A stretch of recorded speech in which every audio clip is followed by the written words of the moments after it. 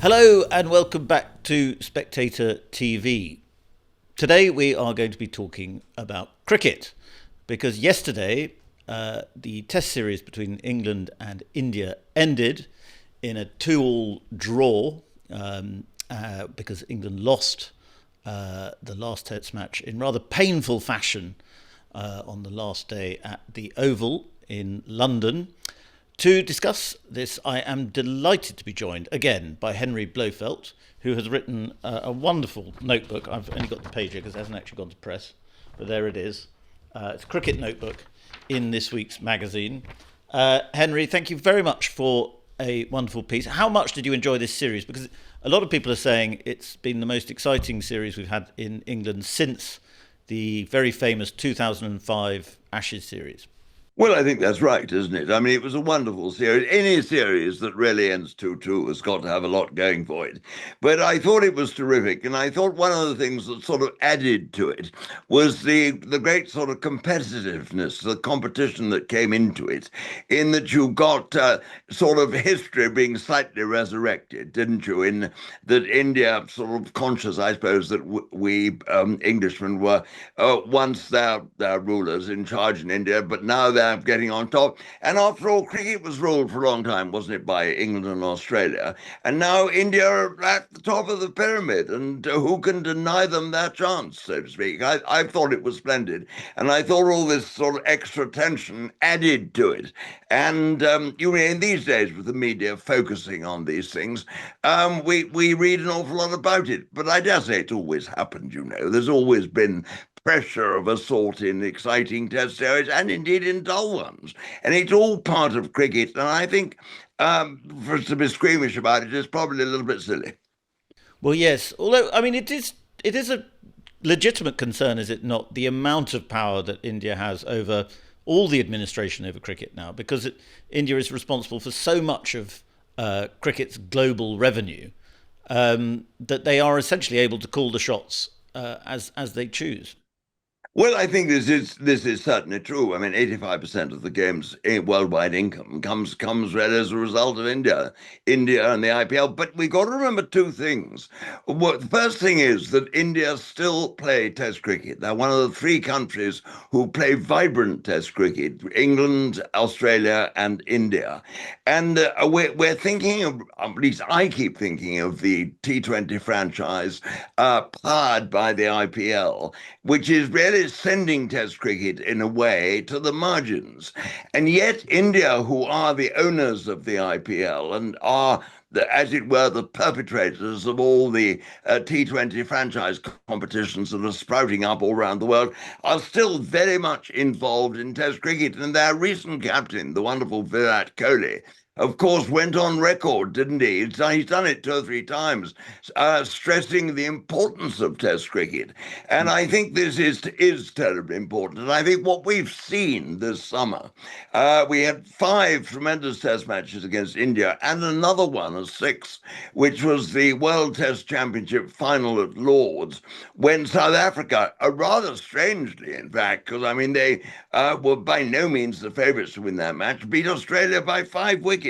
And that was a wonderful game of cricket too. And I think it does show that 2 innings cricket is greatly the best form of the game, if you see what I mean. The possibilities in 2 innings cricket are so enormous. Whereas in 1 innings cricket, as I said in my piece in this week's Spectator, if you bat first and get bowled out for 40, we've all got to find something else to do after lunch, haven't we? I mean, it's all over. Whereas if you're in a 2 innings match, you get bowled out for 40, you can win on the 5th day. Yes. And 2 innings matches leave more room for tension and drama and so on. And as you mentioned earlier, there were these moments of quite serious anger between the two sides. It seemed that they liked each other a lot less by the end of the series than they did from the beginning.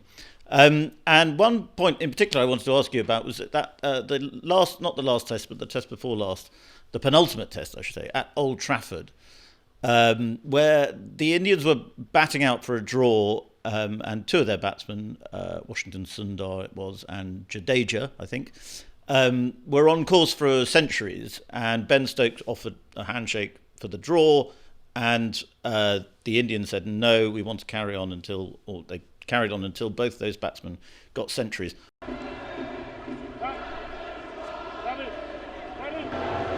he wanted 100, he should have batted like it earlier.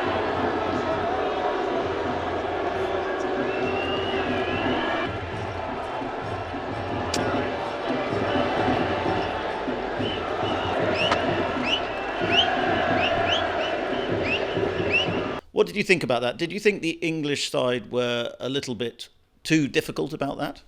Well, I thought actually it was a bit silly of Stokes. I don't think. I think cricket is played with its sort of time limits, with its time frame, and its time frame dictated that they should go on until the legitimate end came. And we've had many Test matches in history where we do have to go through a rather boring last day when no result is inevitable, but we've got to finish the scheduled time. And I thought Stokes was a little bit silly doing that, quite honestly.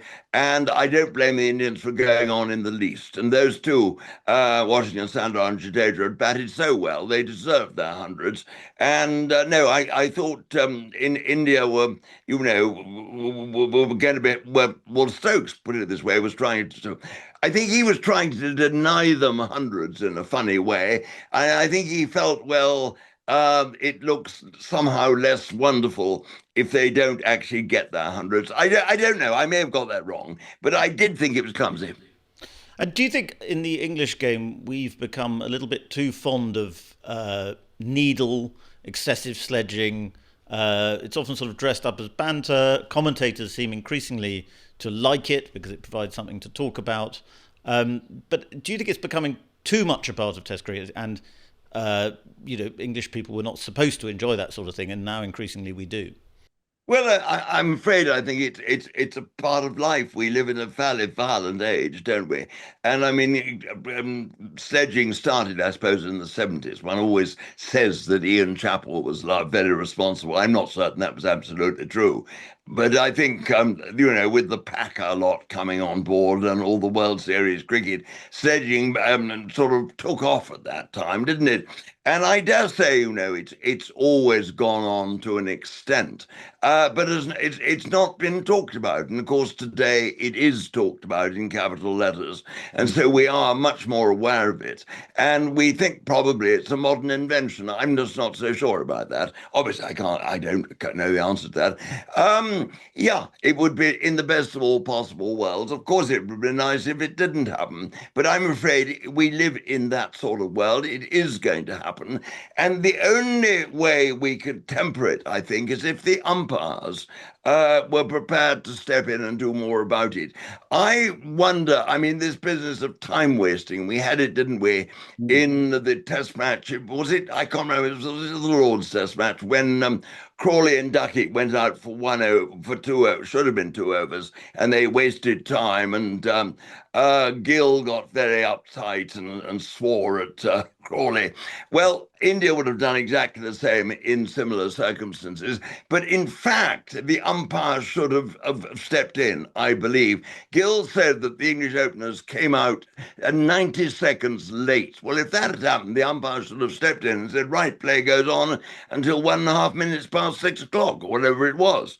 Yes. But they didn't. And one of the reasons they don't is I'm not sure that umpires really feel that they've got the support of cricket's authorities behind them. And I've always felt that. I mean, the slow over rates, one of the besetting sins of the modern game. The umpires are the people in control out in the field. They could stop all these unnecessary interruptions of drinks coming on every 5 minutes or whatever. And, I think the umpires must be given the powers and told to use them. And I think that way these things could be sorted out more satisfactorily. And I think sledging could be dampened, if you like it. And do you think umpires should have more power to tell captains or whoever, bowlers, to get stuffed if they keep asking for the ball to be changed? Because that's another thing that happened in this series. Yes, I do. I absolutely agree with you. When they do that, you see, that is really a form of. I mean, let's be honest, it's a form of cheating, isn't it? I mean, they get a ball that isn't swinging. It's not reversing. It didn't swing much when it was new. It doesn't reverse later on. And if you change the ball, there's every chance that the new one may work for the bowlers. And if that one doesn't work, they go again. And yes, I do. I think the umpires should step in. And but they don't. And why don't they? And that's the reason we've got to answer that question. Why don't they find the answer and make sure it doesn't happen again? Well, there was so much to talk about in this series. I wonder, do you miss following it? Do you miss commentating, or do you think you've had enough of all that? No, well, yes and no. Of course, I miss it. Of course, I would love to commentate. But the sad thing is, my eyes have completely disappeared. I mean, I come to a cricket match, I can't see. I can see silhouettes of, well, sort of silhouettes of wavy figures. I can't identify anyone from the pavilion. So, I mean, I would be absolutely hopeless in the commentary box. And mind you, there were many people who said I couldn't really see anyway. But still, I keep my, I don't know. My eyesight was never that absolutely brilliant, but no, I in theory miss it enormously and the camaraderie of it all. And do I? And I really, funnily enough, don't really want to go and watch it, which you may think strange, but I remember when John Arlott gave up. I was lucky and did 10 years with John. In fact, when I gave up commentating, it was the end of any connection with Arlott. I was the last person, still to be working who had worked with Arlott. But I remember when he retired, he didn't watch cricket. And I remember saying to him once, why don't you? It's ridiculous, you should. And he said, and I remember him saying, he said, Henry, when you get to my age, he said, understand. Well, I do understand now perfectly. Somehow I've been there. I've watched 6, 7, 800. I don't know how many test matches I've watched, but hundreds and hundreds. And I've done all that. And I get much more fun in ways of going to cricket grounds and watching sort of very much more humble cricket. I mean, I watched a game this last weekend in Cambridgeshire, and it was terrific fun. And the standard wasn't very good. Devon Malcolm was playing and running in as you would expect him to run in at his vast age now. And it was great fun, and the cricket was of not overwhelmingly high quality, but somehow I love that, and I've been around the country. And in the last 10 days or fortnight, I've been up to Easingwold in Yorkshire. I've been to Lilleshall in Staffordshire. I've been down to Leatherhead, and the cricket is vibrant. It's going well, and all these clubs have good young size. I mean, the under-11s in Easingwold had just won a national competition, tremendous. And I felt, at the end of the last fortnight, that the health of cricket is terrific, and I do worry about that. But coming back to what you say. Of course, I keep in touch with Test cricket all the time, and I read the papers and listen. Well, I actually tend to watch television with the sound fairly low because I like to watch it in peace if I can. And of course, I listen to Darrow Test Match Special. Would you listen to it throughout the day still? I don't listen to it all the time. No, I've got to be very careful here because there's nothing worse than hearing old commentators saying things ain't what they used to be. And I'm not saying that. What I am saying, I retired 8, 9 years ago. It's changed very much. And I think I love describing things, and now commentary it happens in the form of an ongoing conversation, which never happened when I did it. I mean, the commentator in my day had the over to himself and brought the summariser in at the end of the over, or if a wicket fell, or if something needed explaining. But otherwise, I was able to talk about red buses and pigeons and seagulls and all the lady in the red dress and the crowd at Square Leg, all those sort of things. Whether they helped or not, I don't know. I enjoyed painting the picture, and I think if I was there now, I perhaps wouldn't be allowed to do that. I don't know. Well, I can say I miss you painting the picture, so I do miss that. But I won't put you in the spot anymore about how you feel about Test Match Special. I do think I would be remiss if I didn't ask you about the Ashes, the upcoming Ashes, and what are your thoughts on that? I mean, I thought England were sort of playing a second or even third string bowling attack in this last test, and it did okay, but it was found wanting. And if we don't have enough fit bowlers, fast bowlers, we're going to struggle, are we not? Well, yeah, I think, of course, we are, but I do think we've got two things. One is, well, there are so many things that are so important. Stokes, it's absolutely crucial to our performance. Stokes, a fully fit Stokes, and one wonders after that torn shoulder muscle at Old Trafford whether he will be fully fit. But we saw in that test match, didn't we? He took those 5 wickets in the first innings. He then made a marvellous 140. And what a cricketer he is. And what a captain he is, too. I mean, you know, you've got not only the performances with bat and ball, but the field placing, and also in the dressing room, he's so good. The morale of the side, he buoys it. He's a great, great leader, an inspirational leader. And this is so important. In Australia, if you start losing, you can go down very rapidly, in both mentally and in terms of ability, I suppose. And I think Stokes will be there. Of course he'll be there. But his presence as a 100% cricketer is terribly important. You see, Australia, we know that their first three in the order need replacing or rejuvenating at any rate. Their early batting is a bit of a mess. Then you come to their bowling, and you've got those three evergreens, Pat Cummins, Mitchell Starc, John Hazlewood. They're all now in sort of fast bowling old age, in the mid-30s. When I'm not saying their form will disappear, but if little injuries come along, they take a lot longer to mend, and it's very much easier to sort of make them worse. And so I think there is certainly a chance that England could win, which a few months ago I wouldn't have said there was, but I think there is. But so much is going to depend on Stokes. Our bowling, are we ever going to bowl them out? I know. I agree with you on that one. I think that is the danger. I think they may score an awful lot more runs than we're going to find comfortable. And on our batting side, there's some excitement that Zach Crawley, his game might be well suited to hard Australian pitches. Do you agree with that?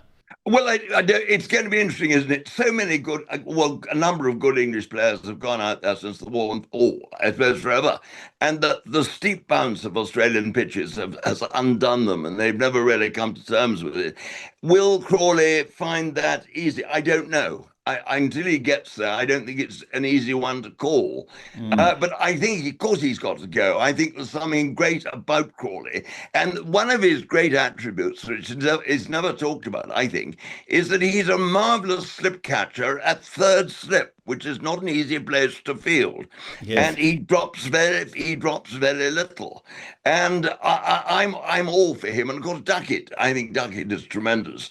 The person who slightly worries me is Ollie Pope, because I'm not sure he's ever going to get runs when the pressure's really acute. In those tight corners, he doesn't tend to get runs. I'm not altogether sure of him as a vice captain either. I'm not certain his leadership qualities are quite sort of tight enough. And I have no doubt that if Stokes had been playing at the Oval, that we would have won that test match on the last day. And of course, Root, England's greatest ever batsman now, and so on. Well, you say he's greatest ever batsman. I mean, in terms of figures, I hate comparing it with different times. I mean, is Root really a better player than Jack Hobbs? Peter May comes into it, doesn't it? I mean, Jack Hobbs, Herbert Sutcliffe, Walter Hammond. I mean, it's awfully difficult. The fact is, they were all truly great players, and Root is one of the greatest. Of course, he's absolutely up there. He's one of the two or three, or even one of the top two England batsmen there have ever been. But it's always difficult to say. I mean, was Larwood a better bowler than who should we say, Malcolm Marshall? I mean, you know, you can't answer that. All you can say is they were both great cricketers. I mean, again, you look in the past, S.F. Barnes, before the First War, an amazing bowler at sort of not much above medium pace. And then you look at Shane Warne. Who was the best bowler of all? You look at Dennis Lilly, you look at Michael Holding, and you can go on and on. And I think comparisons are invidious. All one can really say is they were all great players. Yes, I agree with that. There's definitely too much talk about the greatest, but it would certainly help Root's case if he has a good series in Australia and makes a century, which I believe I don't think he's ever made a century. You're quite right. You're absolutely right, Freddie. No, I mean, and the Aussies will be ever mindful of this because they play mind games vigorously all the time, and it's going to be interesting. My own feeling is that the chap who will prosper in Australia, because I think he's got an extraordinary mental capacity, is Harry Brook. I loved his innings at the Oval. I thought it was wonderful. Well, yes. The only sad thing, I would have bet my house pretty well that one of the two Yorkshiremen, having got to 100, would have gone on and won the match for us. But actually, they both got out, which rather surprised me. Yeah, that's disappointing. Well, Henry, I'll let you go, but thank you so much for coming on to Spectator TV again, and thank you for your wonderful article in this week's magazine.